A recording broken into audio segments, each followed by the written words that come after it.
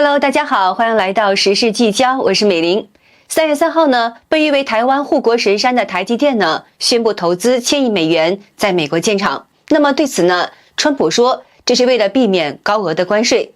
但呢，台湾的经济部长郭志辉却说呢，这与投资和关税没有关系，而是全球布局的一部分。那与此同时呢，也有报道提到了。这笔投资呢，或许是回应川普要求台湾为美方协助抵御中共的威胁来支付保护费。那么台积电这次投资的背后究竟隐藏着什么样的战略考量呢？唐俊远在接受看中国采访时分析说呢，台积电到美国建厂与关税关系并不很大，因为台积电的晶片呢几乎是全球独一无二的，处于绝对垄断的地位，因此呢，美国的关税对他们影响并不大。然而呢，他却认为台湾此举主要有2个目的。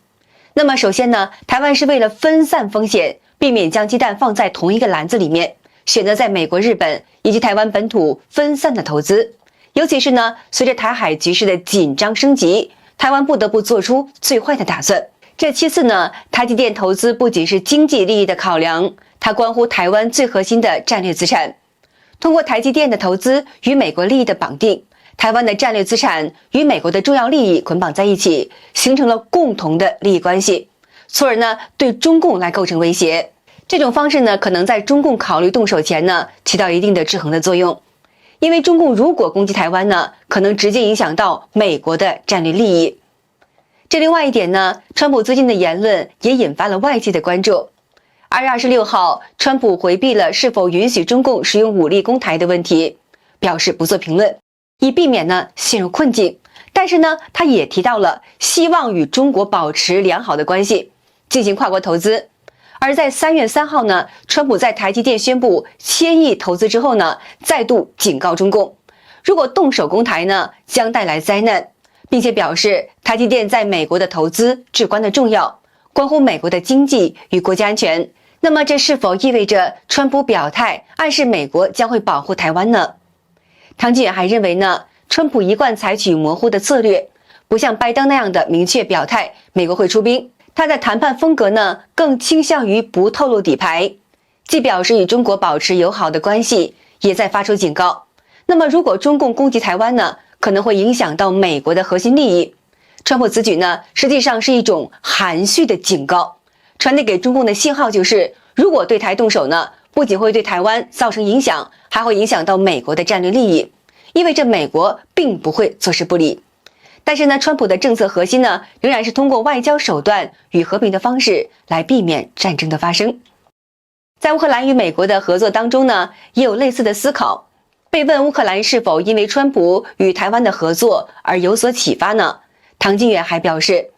虽然台乌2国的情况有所不同呢，但乌克兰呢，的确从中吸取了教训。在俄乌战争爆发以来呢，中共不断的炒作今日乌克兰，明日台湾，这种言论呢，与川普发动战争时提出的乌克兰历史上属于俄罗斯的论调不无相似。那么与此同时呢，中共也在从乌克兰战事中总结经验教训，以便参考未来可能发生的台海的冲突。因此呢，台湾现在与美国的晶片投资合作，相当于与美国形成了变相的战略联盟。台积电呢，作为台湾最重要的经济与战略资产，实际上为台湾与美国建立了更加紧密的关系，也形成了更强的安全保障。最后呢，川普提出的保护台湾与乌克兰的方式呢，实质上是在争取美国的最大的利益。中国的军费呢，年年上涨，预计到2027年会超过2万亿元。台海局势紧张，让台湾不得不依靠美国的支持。然而呢，美国是否能够提供可靠的保护，也一直是一个关键的问题。那对于川普来说呢，他并不认为乌克兰是美国的核心利益，甚至认为呢，美国可以在某些情况下放弃乌克兰和欧洲。但台湾作为美国重要的战略伙伴呢，其安全也必然受到美国的关注。因此呢，川普通过这种投资合作，争取美国在全球范围内的最大的利益，同时呢，也在向中共发出警告，试图通过经济和战略利益的绑定来遏制中共的野心。好的，接下来我们再来聊一聊近期在北京举行的中共的两会和一些令人关注的幕后的动向。3月4号和5号呢，中共政协和人大会议相继开幕。这个两会呢，对于外界来说，更多的是一个观察中国政治、经济乃至军方动向的窗口。今年的两会，大家关注的焦点不是那些老生常谈的经济目标和政治表态，而是关注中共高层和军队背后那些新的变化。尤其是在中国经济形势日益严峻、外部压力不断增加的情况之下呢，这场政治秀就更加充满了不确定性。首先呢，大家注意到的一个细节，那就是军方代表的不愿露脸。2024年呢，军队内部发生了不小的一个震动，先后2任中共的国防部长被开除，军队高层的频繁更迭，让军方代表的人数呢大幅的缩水。有些军官呢，甚至在两会的公开场合上呢，看到记者拍照时呢，用帽子遮住自己的脸。这一细节呢，传达出一个重要的信息，那就是中共军队依然处于动荡之中，很多事情呢都不敢公开，军权的争夺呢仍然是暗潮涌动。接下来呢，我们再来看看两位军委副主席张又侠与何卫东的不同的表态。在两会的主席台上呢，大家都注意到了何卫东因为在政治局委员的排名中呢位居前列，坐在主席台较为中心的位置，而张又侠的发言顺序呢却排在了何卫东的之后。这种微妙的座位和讲话顺序的变化呢，似乎在暗示着两人之间的权力的博弈。那么与此同时呢，也有传闻指出，习近平军权似乎正在丧失，张又侠正在实际掌控军权。当然了，虽然这些只是外界的猜测了，但两位副主席的言辞和公开的态度呢，的确给了人更多的遐想的空间。那么在这样的背景之下呢，习近平的核心地位是否真的是岌岌可危呢？我们看到，尽管习近平仍然走在最前面，试图通过这种形式维护自己的核心的地位，但场面上的微妙变化，尤其是其他官员不再像过去那样专门向习近平表忠，反而显得呢有些冷淡了。这种变化是否就意味着习近平领导地位正在逐渐丧失呢？无论如何呢，这一切都没有得到正面的回应。但是呢，我们可以感受到中共高层的风向正在悄然发生着变化。另外值得关注的是李强的表现。这次两会当中呢，他的姿态有些不同。以往李强对习近平的俯首帖耳已经不再显现，反而展现出了一些对等的互动。这也引发了外界的猜测，那就是李强是否开始逐渐掌握经济主导权呢？李强在报告中提出2025年经济预期目标，中国国内生产总值 GDP 增速定在 5% 左右，城镇调查失业率呢控制在 5.5% 左右，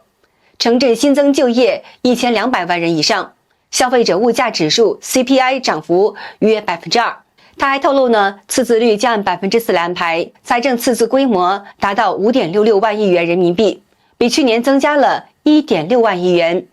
同时呢，拟发行 1.3 万亿元超长期特别国债，用于银行补充资本，地方政府专项债券为 4.4 万亿元，新增政府债务总规模达到 11.86 万亿元，比去年增加了 2.9 万亿元。不过呢，这些目标引发了网民和专家的质疑，许多人都认为呢，这些数据脱离实际，更多是政治性的宣传。尤其是在经济放缓、外资撤离、国内民营企业困难的背景之下，5%的 GDP 增长目标显得不切实际。美国经济学者黄大卫认为呢，这些数据没有实际意义。CPI 低迷显示国内需求疲软，实际失业率可能高达 30% 以上。同时呢，李强报告还提到，财政赤字和债务的扩张给中共政府带来巨大财政风险。黄大卫指出，发债已成为政府维持开支的主要的手段，但是呢，这种模式并未解决经济的根本的问题，最终可能加剧财政负担。那另外一个备受关注的议题呢，就是中共的军费开支。今年的军费预算呢为 1.78 万亿元，同比增长了 7.2%， 连续第4年超过经济的增速。台湾国防安全研究院专家苏子云认为呢，这反映出了中共争夺海上霸权的决心。王鹤指出，中共正在加速军事扩张，尤其是面临经济困难时，依然加大军费开支。这显示了中共政权在当前经济困境之下，依旧将军事优先。此外呢，李强的报告中也提到了外部环境趋于复杂，特别是美中科技竞争加剧，人工智慧呢成为了焦点。苏子云认为，中共可能通过集中力量发展科技产业，但是土法炼钢的方式呢，难以真正超越自由民主阵营，尤其是在晶圆的领域，中共的进展仍然是非常有限。那么总的来看呢，李强的报告强调了经济和军事的领域挑战与目标，但专家普遍认为，这些政策措施并没有切实解决经济的困境，反而可能会加剧财政的风险。最后呢，让我们回到中共两会的整体的氛围。我们可以看到，无论是军队的动荡，还是习近平的核心地位的摇摆，两会代表们依然充当着配角。他们发言几乎没有任何实质性的突破，大部分内容依旧是重复着过去的政策。这一切的背后呢，反映的仍然是中共体制的僵化和内斗。而中共的两会呢，只是一个高层集体作秀的场合，真正能解决中国当前经济困境和社会问题的动力，并不来自于此。当前对外经济压力不断增加，国内政治局势呢也在不断的变化。